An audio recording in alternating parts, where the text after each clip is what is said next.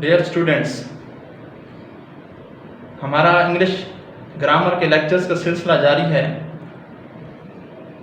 اگر آپ نے ہمارا چینل ابھی تک سبسکرائب نہیں کیا تو ہمارے چینل کو سبسکرائب کریں تاکہ ہماری آنے والی ویڈیوز آپ تک بآسانی پہنچ سکیں۔ آج کا جو ہمارا ٹاپک ہے وہ انگلش گرامر کا ایک امپورٹنٹ ٹاپک ہے، the use of article.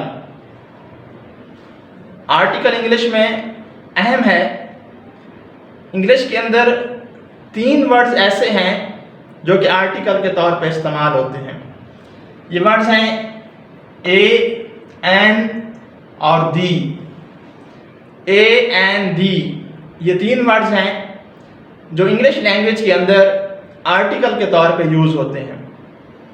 Article کی 2 قسمیں ہیں۔ ایک ہے ڈیفینٹ آرٹیکل۔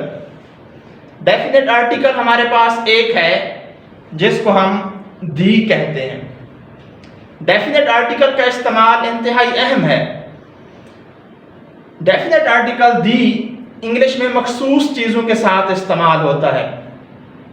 مثال کے طور پر جب کوئی چیز مخصوص ہو جاتی ہے کہ دس از دا بک ہی گیو ٹو می، کہ یہ وہی کتاب ہے جو اس نے مجھے دی تھی، جب وہ کتاب مخصوص ہو جائے گی تو دی بک استعمال ہوگا، ڈیفینٹ آرٹیکل دی کا استعمال ہوگا۔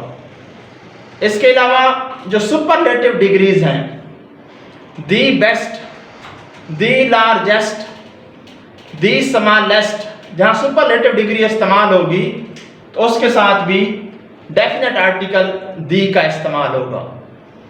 اس کے علاوہ ریورس کے جتنے نام ہیں ان کے ساتھ آرٹیکل دی کا استعمال ہوگا۔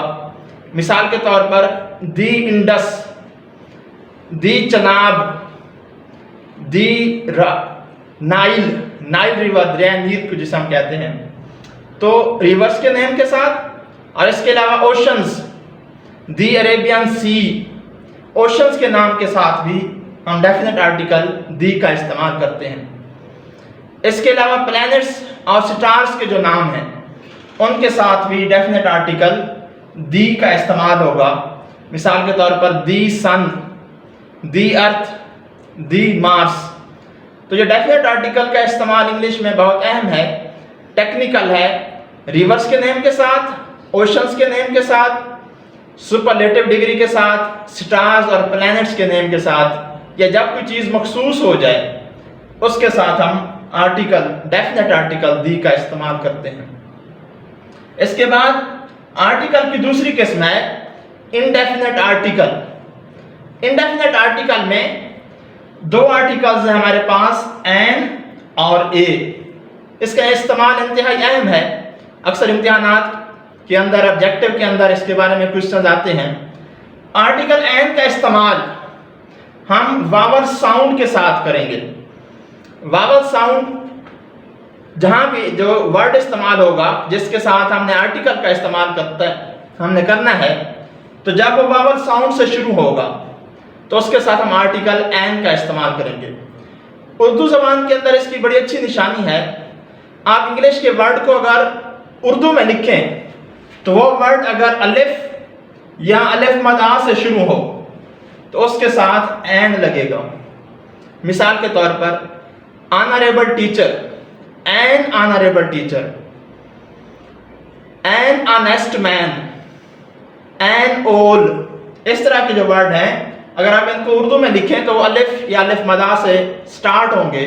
انگلش کے ورڈ جب ہم اردو میں لکھیں گے اگر وہ الف یا الف مد آ سے لکھتے ہیں تو پھر اس کے ساتھ ہم آرٹیکل این کا استعمال کریں گے، اور باقی جو واول ساؤنڈز ہیں ان کے ساتھ آرٹیکل این استعمال ہوگا۔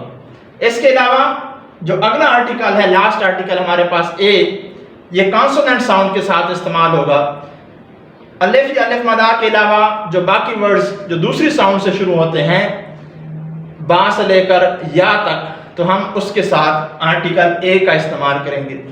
مثال کے طور پر آ یونیورسٹی، آ لائبریری، آ چیئر۔ تو اس کا استعمال بڑا اہم ہے۔ واول ساؤنڈز کے ساتھ ہم این کا استعمال کریں گے۔ اردو میں بڑی اچھی نشانی میں نے آپ کو بتائی کہ وہ الفاظ اردو میں لکھتے ہوئے الف سے شروع ہوں گے۔ اور جو باقی ساؤنڈز ہیں جن کو ہم کانسوننٹ ساؤنڈز کہتے ہیں ان کے ساتھ آرٹیکل اے کا استعمال ہوگا۔